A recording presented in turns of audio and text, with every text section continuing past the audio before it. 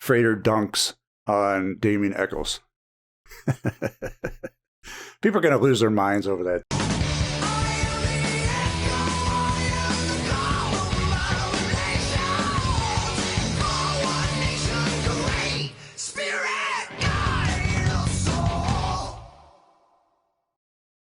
All right, welcome one and all. It is time for another mailbag where I have curated the top choice questions and comments, and so we're going to get into them right now. Hello, Frater. I haven't felt compelled to submit a question before because your content has always provided and has been enough for me. However, I did have a thought recently that may be worth your consideration.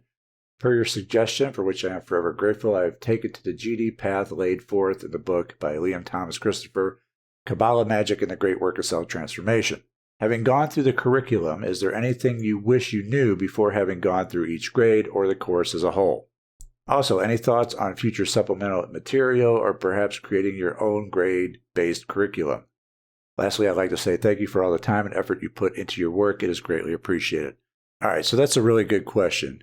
Is there anything I wish I knew before having gone through the initiation? I would say I wish I knew more of what I was in for. The challenges and difficulties of each grade. Because there are some unique challenges to each grade, although each individual will experience them differently depending on how far out of balance they are while going through the grade. They are meant to balance you out. But a little more heads up in that regard would have been nice, especially when it comes to the fire grade, Philosophists, on just how dangerous it could be. Now, if you own a copy of my Psalms, Magick of the Old Testament program, there are a couple of them included in there that specifically protect you from fire. I would strongly advise adding those to your practice once you reach the fire grade. As for future material or creating things myself, I had thought about it before, but it's such a low-level priority because the book really does have everything that you need. The only contribution that I could really add to it is just perhaps explaining things a little bit more, which I have done and continue to do as I come across them or think about them. And thanks for the question. Hey there, Frater. Happy holidays and Happy New Year to you. You as well. I have noticed that when I applied your teaching, the most significant and helpful advice I heard from you was to set it and forget it when trying to manifest something. The secret is to do constant sigils for multiple things so that you don't remember which sigil is which. I have a question, though. I remember I asked myself a question before taking psilocybin. I hope I'm pronouncing that correctly. The question was, how do I maximize my energy to be the best at all times? A few hours later, the answer came to me without even thinking about the answer. It was to stop drinking alcohol. I fought it for the next 30 days. Events happened and I saw my behavior while drinking. I realized this is not who I want to be or ever feel again. I know the effects of psilocybin helps rewire the mind so that it's easier to think outside the box, so to speak. My question is, how did I manifest this? Well, you already know the answer. You said it at the beginning. You said it and forgot it. Because the answer came without you thinking about the answer. Magic works the same way. It's the same mechanism. You thought intently about a question and then you forgot it. You got your conscious mind out of the way so that the subconscious could go and retrieve the answer for you and then present it to you. Like I said, things just pop into your mind when this happens. Well, the same happens with magic. Once you get your mind off of it, the subconscious will go and it will bring forth the manifestation into your reality. And it will pop in when you least expect it. But always in a rational, logical way so that it always seems like a coincidence. But it's the same thing. It's set it and forget it. So you already answered your question at the beginning of the question. Because I can't figure out how I fought the answer and actually cut out drinking alcohol from my life in a surefire, definite, and instant way. The emotion I felt after feeling like a piece of garbage after having been hungover drove me to be a better person. It felt like my subconscious received divine channeling. Yes, it did. How many times have you heard me say it, that the subconscious is your link to the divine, to the archives, to all the knowledge? Yes, yes, yes, yes. This is what it is. And it's a point I've been trying to get across to people for the longest time. Instead of forgetting the advice to stop drinking, I constantly fought it, and in return, it felt like, here is why you should stop drinking at the end of my last session of drinking. Thanks. Well, what you resist persists. I just put out a clip video on that just recently. You asked the question, you got your mind out of the way, so it answered, but then you started focusing on that answer, and because you were focusing on it, which in your mind was fighting it, more started coming to you at different times throughout it when you would get your mind off of it. You became attentive and you focused on it, so you got more to go along with it. And look, you also learned a valuable lesson in that the divine will answer you. The answers will come to you, but they're not always the answers that you want them to be. The answers that come are swift, they're direct, and you know they're not from you because you weren't thinking of the answer. It just popped in your head all of a sudden in an instant. The knowledge was just there. And I appreciate the question and good work on kicking the habit. I got a curious question. Does magic work all the time? As an experienced magician, do you always succeed when you work your magic? Only if you do everything correctly.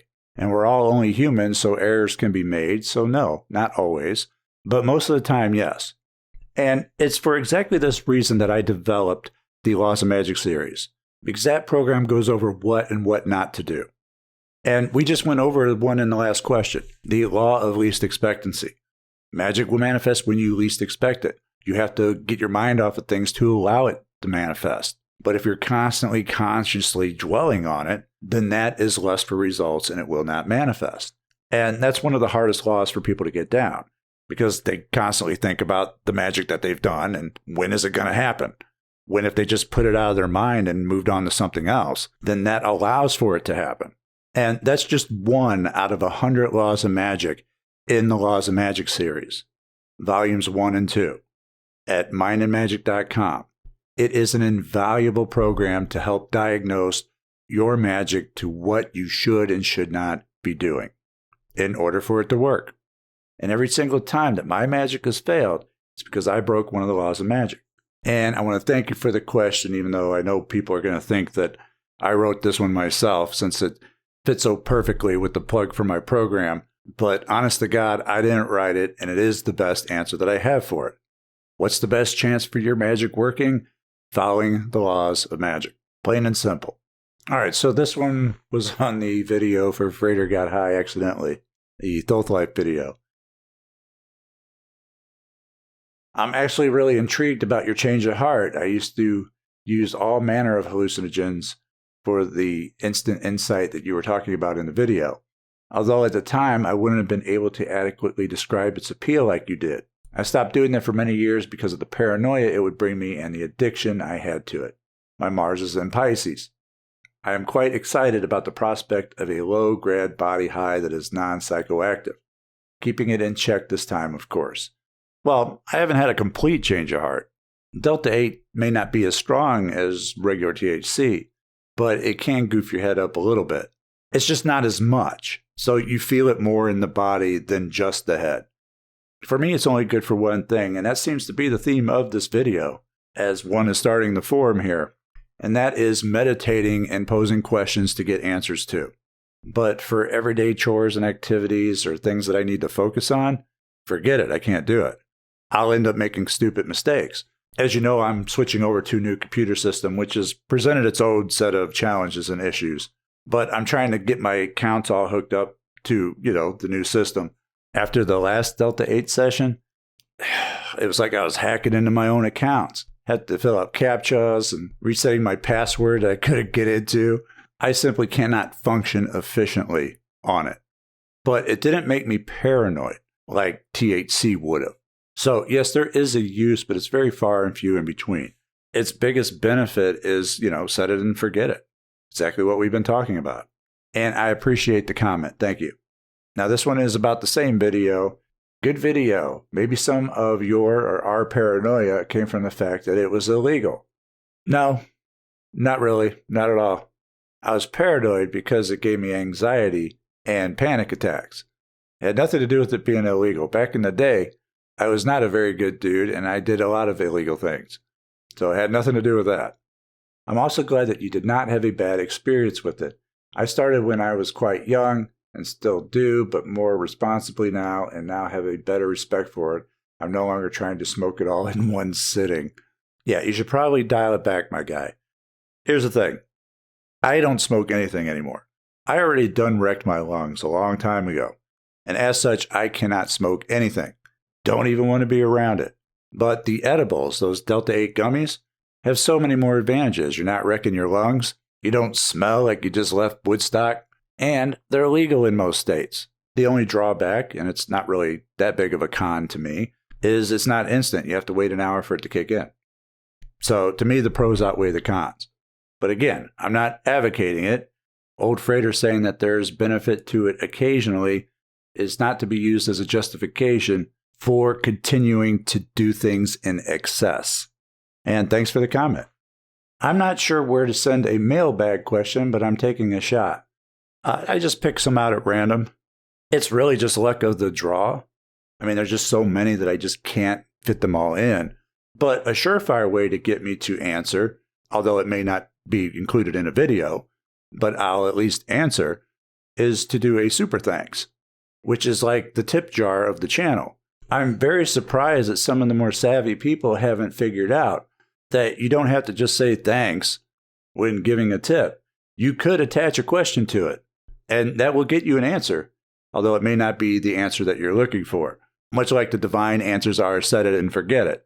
You could write out a big long paragraph, and my answer may be yes or no.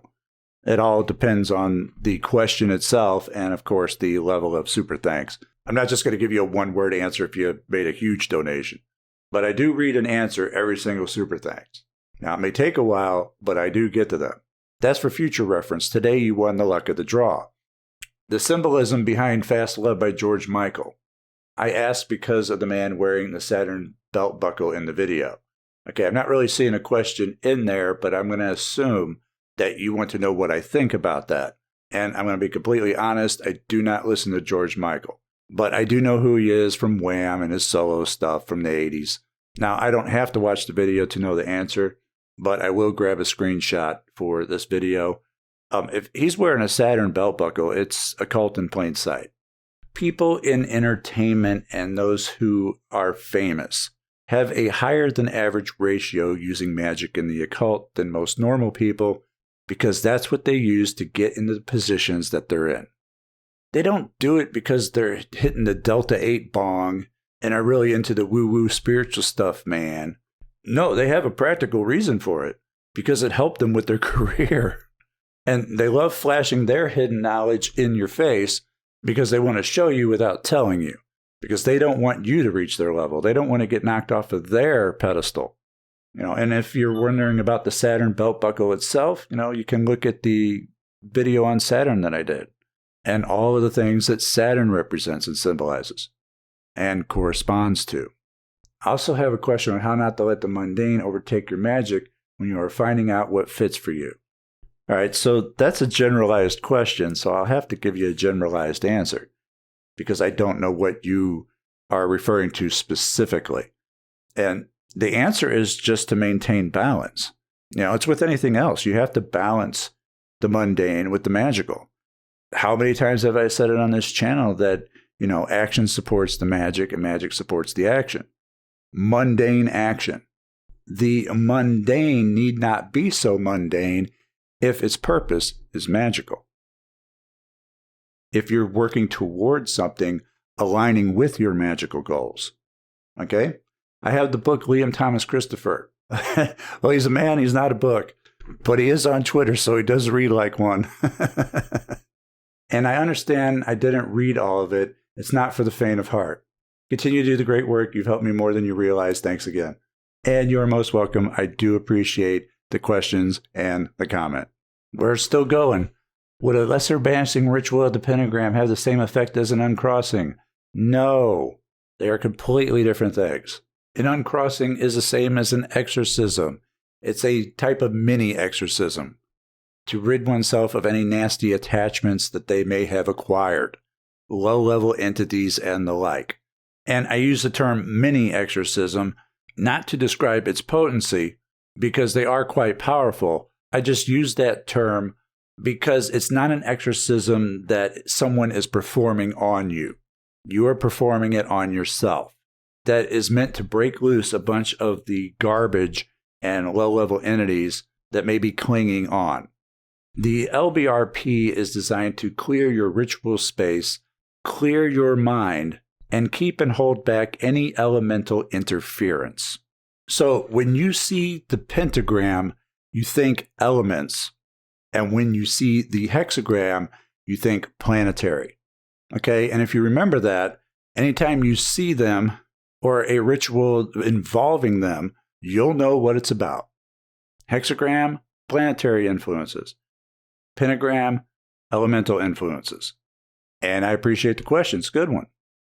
You sound like a wizard when you laugh. Well, I should, because I am one. All right, a bit of a testimonial on this one. This one is about having to raise prices on my programs. I don't care if they raise it 1,000%. Your content helped me save my life. I've already purchased more than one of your programs, and I have an eye on others for when the time is right. I know the value of what you sell because I came across your channel when I was in a cardboard box.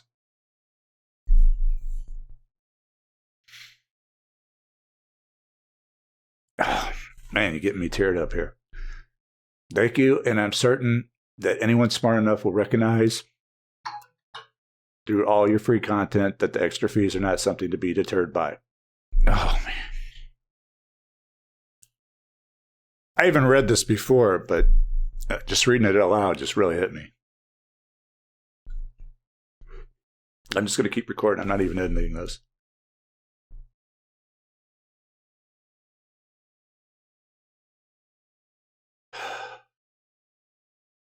You are most welcome, my friend. And thank you for the testimonial. Oh, man. Well, this is what it's all about, people. This is what it is all about. Helping people find the strength to get back on their feet and giving them the tools to do so. Wow, man. I am so happy for you. I'm so happy. I don't know what your situation is at the current moment, but anything is better than a cardboard box, brother. So keep it up. Keep going. This is fantastic news. And thanks again for writing in, my friend. Those are the ones that really get to me. The ones where people are at their lowest point, and yet they find it in themselves to start climbing their way back up. And a lot of time, it's just that they need to be pointed in the right direction. That's it. They just need a direction or a shift in mindset. And then they completely turn things around. God, I love those testimonials. All right, so these are on the tattoo video, Dark Ink. I got a lot of comments on that one. You can be a great magician and wear tattoos. Prime example we all know, Damien Echols. If you have run across Damien Echols, one of the West Memphis Three, you will note that he is heavily tattooed. He was found to be innocent after 2 decades on death row, 1 decade of which was spent in solitary confinement. Right, and how many of those tattoos were on him before going to prison and being in solitary confinement? I mean, I don't know him personally. I don't know how many tattoos he had back then. I've listened to his stuff, and it's all great. From the limited sampling that I've had, I haven't heard anything that I would refute. And no one ever said that you can't be a great magician and have tattoos. The point was that a magician should be very, very discerning about any tattoos that he puts on his body because of the symbolism. But it goes deeper than that. It's not just about the symbolism, although that is enough to think, hey, maybe I shouldn't put this on my person permanently. But also that a portion of your consciousness or subconsciousness, that part of you that we call your aura, is generated by the living cells of your body. So what do you think happens when you damage those cells by inking them up with a needle? You don't want to go around putting holes in your aura, however small they may be. I mean, you'd have to really be heavily tattooed to do some damage. And quite frankly, you may not have thought of it this way before, but it's a bit disrespectful to the divine for providing you a body for this life and it just not being good enough. You have this need to alter it and damage it because you are doing damage when you do that. Now, don't get me wrong. I'm not saying that Damien Echols is ungrateful. In fact, even though I don't know him, I'm 100% certain that he is grateful. because this is a man that has regained his life back. He credits Magick with saving his sanity and his life. He is free now and teaches magic. He says that in prison they could take pretty much anything away from you, but they have a hard time taking away your skin. His skin became his grimoire. Sure, and I can completely understand that, but you're not Damien Echols, and neither is 99.99999% of people. So when you spend a decade in solitary confinement or 2 decades in jail, then it would make sense. I do not tell you these things or not to do these things to prevent you from having fun or keep you from being stylish. There are legitimate practical reasons for these things that I tell you. That it may not be in the best interest of a magician to permanently mark symbolism onto their skin or poke holes in their aura.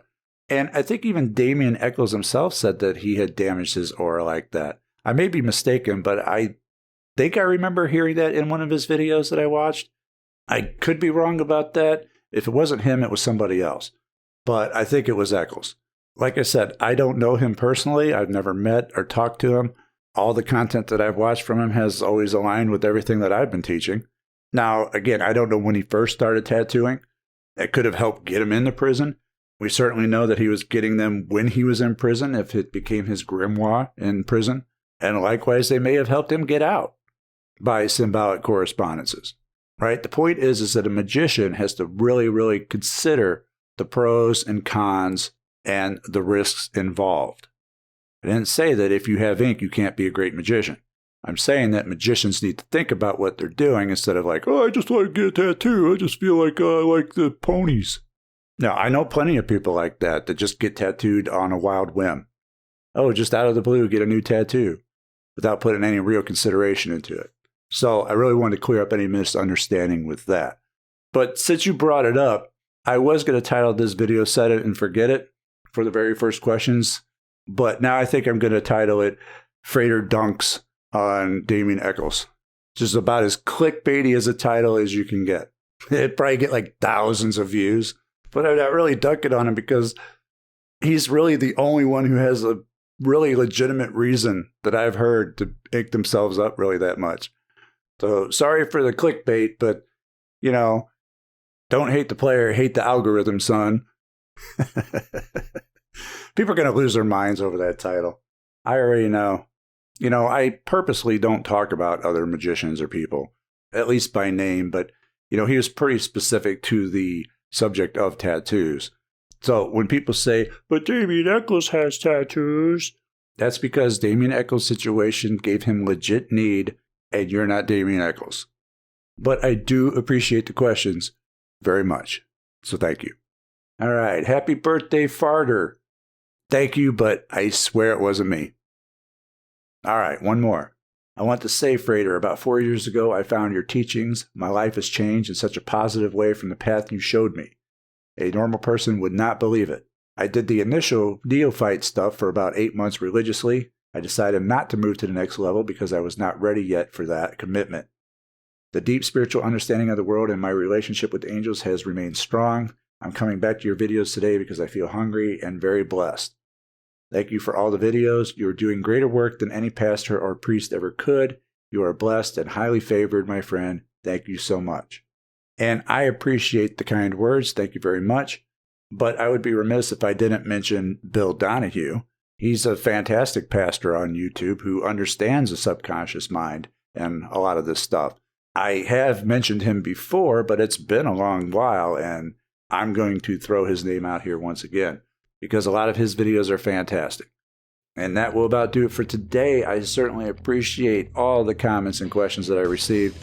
Thank you so much. Please like or share this video if you found it useful. My social media links will be on the screen shortly, and I will see you next time. Take care.